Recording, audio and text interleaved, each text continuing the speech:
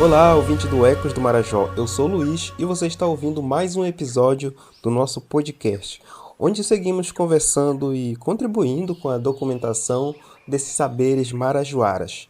E hoje nós temos a honra de conversar com uma das grandes referências da cultura popular paraense, Mestra Nazaré Duó. Nascida em Soure, no Marajó, e criada em Belém, Mestra Nazaré tem uma trajetória dedicada à valorização e difusão do carimbó, além de outras manifestações culturais da nossa região. Reconhecida oficialmente como Mestre da Cultura pelo Ministério da Cultura, ela também é artista plástica, educadora e fundadora de grupos como o Águia Negra e o Vaiangá, que se apresentou em festivais internacionais. É um privilégio tê-la aqui com a gente. Seja muito bem-vinda, mestra. Para começar, mestra Nazaré, eu queria que a senhora contasse um pouco sobre a sua trajetória de infância. A senhora estava contando, inclusive, sobre a sua vinda, né? Ainda muito pequena para Belém. Conte para a gente um pouco dessa história. Essa é uma história bastante longa para te chegar aos meus 13 anos. Eu vim de Soure muito pequena, vim para me batizei para o batizado conhecer os padrinhos e acabei morando com eles. E eu apenas em Soure, eu nasci e fui criada na Conselheiro Furtado, entre Padre Eutico e Apinagés. Por eles, com 13 anos de idade, já faltava um mês para eu fazer 13 anos de idade, eu optei por conhecer minha família, meus pais, interagir e conviver com eles. Então, é uma história longa mesmo e muito difícil. Isso no caso no Marajó. Eu vim do Marajó, fui criada na Conselheiro Furtados e depois eu voltei a viver com a minha mãe aqui em Coraci. Ela veio para cá. E aqui em Coraci eu passei a conviver com ela. E nessas alturas eu já faltava um mês para eu fazer 13 anos.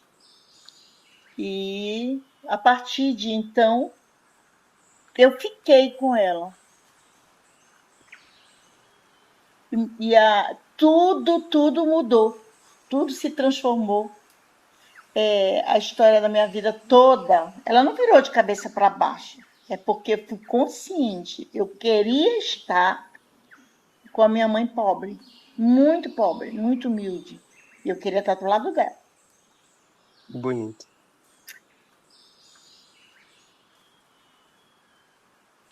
Desculpa, Imagina.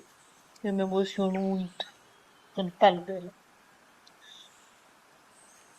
Então, vim morar em Belém, estudei com muito sacrifício, me formei de professora numa comunidade muito pobre, muito carente, onde eu desenvolvi muitos trabalhos para ajudar a comunidade, tanto na educação como na questão religiosa, porque eu fui criada assim muito na religiosidade, sou católica. E então eu trabalhei muito também a igreja, juntamente com tudo que eu fazia, eu estava a igreja junto comigo, católica. E eu ajudei muitas crianças, muitos jovens, muitos adolescentes. Tirei muitas crianças de problemas sociais que já estavam enfrentando. Uma história muito boa, bonita. Sim. Porque eu consegui muita coisa interessante nesse meio termo, nesse meio caminho de 13 até hoje. Sim. Né? E a primeira coisa que eu tive vontade de fazer quando vim para morar com a minha mãe foi conhecer minha cidade. Eu não conhecia Soure. Com 13 anos, eu voltei em Soure para conhecer minha família e conhecer a minha cidade. Os meus familiares também. Sim. Todos moravam lá. E eu fui conhecer minha tia, meu tio, meus parentes, fizeram uma festa. Isso foi muito importante nessa trajetória, né? Esse retorno. Eu voltei lá, foi uma festa, conheci todos, fui muito querida, sim, muito amada pelos meus parentes, muito. Graças a Deus. E a vida continuou. Estudei, me formei, fiz a primeira faculdade, fiz a segunda, fiz a... Eu sei que eu sou hoje pós-graduada, sou mestra da cultura popular do estado do Pará, Sim. mas eu estudei muito. Hoje eu sou pós-graduada. Eu fiz artes, formada em preparação para o trabalho. Depois eu fiz artes, educação artística. Depois eu fiz artes plásticas. Depois eu fiz a pós-graduação em literatura infantil e juvenil. E ainda fiz alguns outros encontros e cursos com comunidade, sociais, que eu trabalhava muito com a comunidade. Então, trabalhei muito. Sim. E formei muitas pessoas e trabalhei muito cedo. Muito cedo. Sim. Me formei muito cedo também. Tudo foi cedo, né? Sim. Tudo precoce. E, graças a Deus, estou aqui. Um pouco como se manifesta na cultura popular, né? Não tem um momento certo, né? À medida que as coisas acontecem. E eu queria que a senhora falasse um pouco mais. A senhora falou desse retorno a Soure, né? O Marajó, Sim. que foi super importante para sua trajetória. Mas esse chão aqui, né? De Coraci, Sim, foi muito sim, importante. sim, Eu queria que a senhora falasse um pouquinho desse Coraci, Coraci. né? Tipo, a gente imaginar, assim, algumas décadas atrás, teve muito trabalho, muita luta. Eu queria que a senhora Sim. comentasse um pouco. Quando nós chegamos aqui, ainda existiam trilhos. Tinha terminado já década de 70, quase 76, 75, 76. Foram retirando os trilhos para criar a rodovia Augusto Montenegro, e eu morava naquelas imediações. Certo. E eu acompanhei esse processo de mudança quando cheguei em Coraci. Foi quando começou a história da rodovia Augusto Montenegro. Nossa. Então, foi uma longa história também de mudança, muita mudança, meu Deus do céu. Se transformou aquela comunidade pobre, carente, se transformou com a criação da rodovia Augusto Montenegro. Sim. Que por um bom tempo nós utilizávamos o trem. Sim. E aí já vem automóveis, os ônibus. Foi uma Que história. inclusive está relacionado com o nome aqui, Agulha, né? Tinha a ver com Agulha terminal e do Coraci, terminal da Agulha. Tinha um terminal, o principal terminal aqui era na Agulha e lá na estação ferroviária, lá na terceira rua. Eram pontos que o trem tinha que parar. Sim. E mestre, agora falando, entrando mais no tema do carimbó, né? Eu queria saber que falasse um pouco desse espaço, né? Se já começou com a senhora, mas também assim um pouco das suas inspirações, né? Dentro desse mundo que hoje eu imagino que ainda é desafiador assim para as mulheres ocupar esse espaço que tem ocupado muito bem, por sinal. Mas eu queria saber um pouco das suas inspirações iniciais, né? Desse mundo do carimbó, né? Primeira coisa que eu acho interessante da história minha com o carimbó é que eu fui a primeira mulher aqui em Belém do Pará que criei e administrei até hoje um grupo de homens. O Águia Negra. Conjunto musical Águia Negra, musical de carimbó. E logo, 4 anos depois, eu estruturei e criei o grupo parafolclórico Vaingá, o grupo de dança. Então, nessa trajetória, foi interessante o papel da mulher nesse caso. Aí que entra a situação de que a mulher ela era deixada de lado, ela ficava sempre escondidinha atrás de um homem, nunca ela tomava a frente. Então, eu acredito que eu fui uma das pioneiras nessa trajetória de revirar, acabar com essa história que o homem que administrava, que mandava e que fazia. Sim. Então, eu acho assim muito interessante. Isso não é uma vaidade, mas eu acho interessante porque eu permaneço até hoje, né?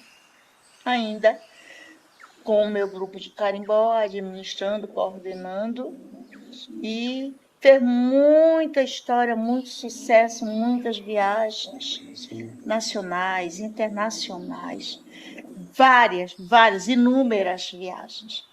E dei a oportunidade dessas pessoas participarem disso. Eu acho que isso aí foi muito interessante. O papel da mulher nessa Sim. questão. E depois outras mulheres vieram, começaram a trabalhar também.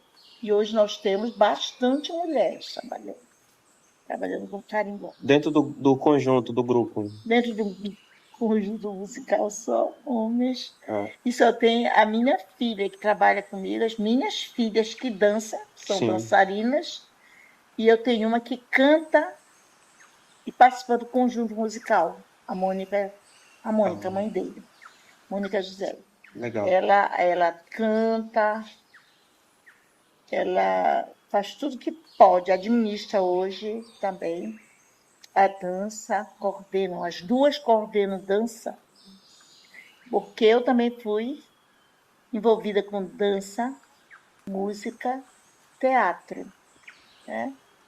Então trabalhei juntas. Multiartista. Parece assim que é multi, né? Acaba Mas foi sendo. legal, valeu.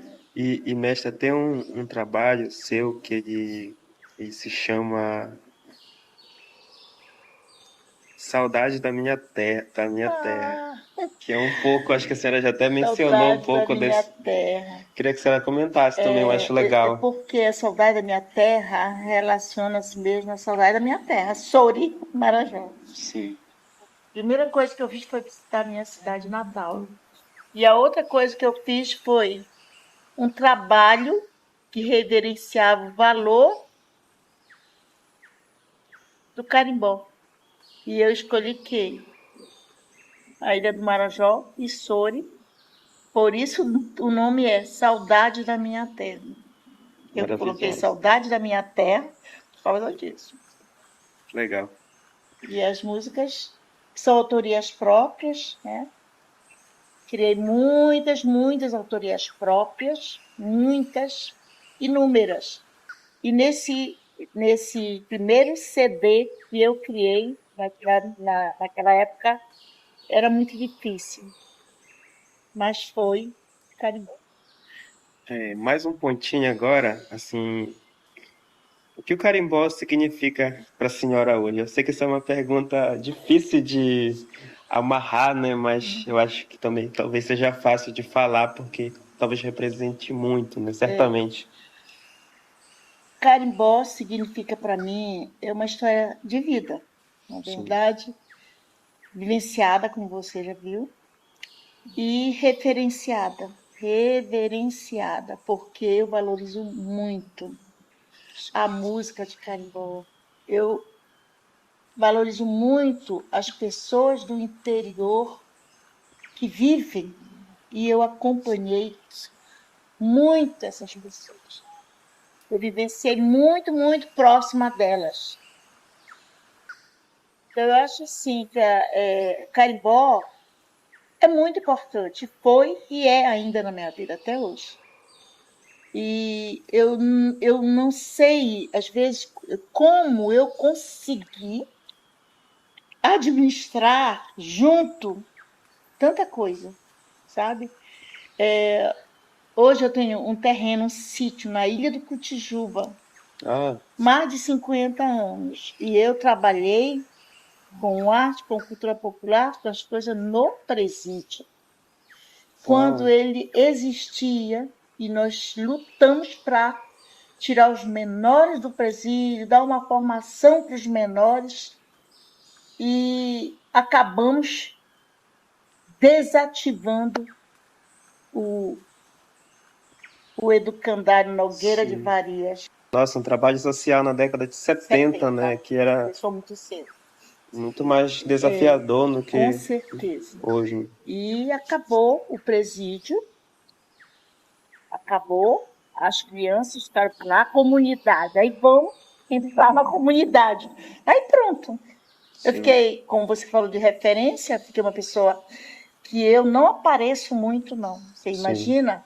Eu não apareço. Todas as pessoas sabem meu nome, me Sim. conhecem de nome, mas não sabem nem quem eu sou. Sim. Porque eu pouco fico me manifestando, Sim. entendeu?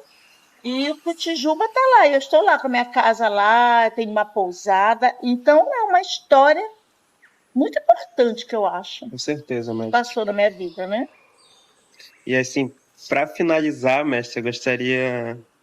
Como a senhora vê o papel dos mestres e mestras na transmissão da cultura popular para os mais jovens, né? A senhora, inclusive, é circulada por uma juventude, né? Sim. Qual o papel que você acha, até mesmo que o próprio carimbó, né, que a senhora considera muito para além da arte, né? Que Isso. papel é esse? Olha, como a gente vivencia isso, a gente formou muitas crianças, muitos adolescentes. Não foi sentar no banco de escola, eu vou te ensinar, não. Não foi assim. Foi vem pra cá, vem dançar, vem Sim. participar, vem integrar. Eu cheguei a reunir alguns adolescentes, alguns jovens aqui nesse pátio. Colocava 5 tambores, mandei fazer, colocava 5 tambores e ensinava a tocar. Todos eles tocam. Olha aí, ele Legal. toca, todos eles tocam carimbó. E sabem muita coisa sobre carimbó. Porque além de tocar, escrever, pesquisar e saber das minhas músicas, que eles também gostavam muito. E eu acho que isso foi muito importante na questão da educação. Como para fora foi dessa forma. E eles foram levando. E muitos ex-alunos meus, no liceu, escola, ali, eu trabalhei no liceu. Eu fui professora fundadora do liceu escola aqui. Então, lá no liceu nós trabalhamos também muito dentro da escola, no liceu. E depois que eu saí, com o tempo, a minha filha, Marceline de Nazaré do Ribeiro, que é minha filha, ficou apaixonada pelo liceu e foi para dentro do liceu. E lá ela foi formar as crianças para trabalhar música no carimbó. E ela morreu. Eu perdi Sentimentos. e ela deixou. Cadê a sua história? É isso. Se a senhora quiser fazer alguma consideração final, fique à vontade, espaço. Eu acredito que as minhas considerações finais são: eu já me formei, estudei, trabalhei e atualmente eu estou querendo que as pessoas façam, os outros façam. Eles que têm que fazer. E hoje eu vou ter que fazer, eu vou dar uma palestra, dou muitas palestras fora, e vou dar uma em São Paulo, agora em agosto. Estou indo para São Paulo dar uma palestra sobre folclore e cultura popular. E eu estou fazendo isso normalmente, sempre dando palestras, viajando muito para fora do país, dentro do país a gente faz exposição. Além da exposição, a gente fala muito sobre o que é o carimbó, como nasceu o carimbó, como se faz o curimbó, Sim, qual a diferença, né, sim. do próprio nome, carimbó, curimbó, e a gente questiona muito isso. E hoje você vê quantas pessoas estão se formando, Sim. estão estudando carimbó e já são querendo se formar e serão mestres também, já são alguns até mestres. Tem aqui em Coração que sempre vem aqui comigo, o Silvio. Sim. Professor Silvio, da universidade. Ele vem muito aqui em casa, comigo, com meu marido, o senhor João de Assunção Alves Ribeiro. Ele não está aqui, está no Cotijuba, na ilha. Eu vi, ele ficou. E ele também trabalha muito esses instrumentos musicais que você está vendo ali. Ele constrói. E constrói da maneira rústica, da maneira antiga. Ali estão as madeiras, olha ali. Está ali um em pé, está ali outro. Sim. E com os instrumentos que ele utiliza, ele fura, cava, lapida, coloca o couro, aperta, faz tudo. Ele sabe de tudo que pode em relação a esse instrumento, né? Também trabalhamos com maracás. Sim. Maracás, eu também faço isso muito. Trabalho com maracas, até porque nós plantamos, né? Sim. Temos a plantação lá atrás. As cunhas vêm, a gente prepara, vai ensinando. Vários elementos, muito para além da musicalidade, né? É, isso. Aí a gente prepara tudinho. Os menininhos vêm também, manuseiam, aprendem a manusear. É uma história linda. Maravilha. E a gente vê as crianças já animadas, fazendo tudo. As crianças fazendo. Isso é maravilhoso. Continuidade, né, mestre? É, isso aí. Você vai ouvir falar um pouco de mim, que eu sou estranho. Que eu quase nem me manifesto, quase, né? Infelizmente. Eu vou continuar assim. E já dei a minha parcela de colaboração, já eduquei, já ensinei, já formei. Então, eu me sinto uma pessoa realizada. Nessa idade que estou realizada. Você me desculpe que eu me emociono muito quando eu falo sobre as minhas coisas. Justo. Mestre Nazaré, muito obrigado por compartilhar um pouco da sua trajetória com a gente. Foi realmente muito especial esse episódio. E para você que nos escuta, muito obrigado por acompanhar. Esse foi mais um episódio do Ecos do Marajó. Você pode ouvir outros episódios no seu tocador preferido. Basta procurar Marajoando Cultural e pode até mesmo deixar sugestões de novas conversas, novas indicações. Muito obrigado, um abraço e até o próximo. Tchau, tchau.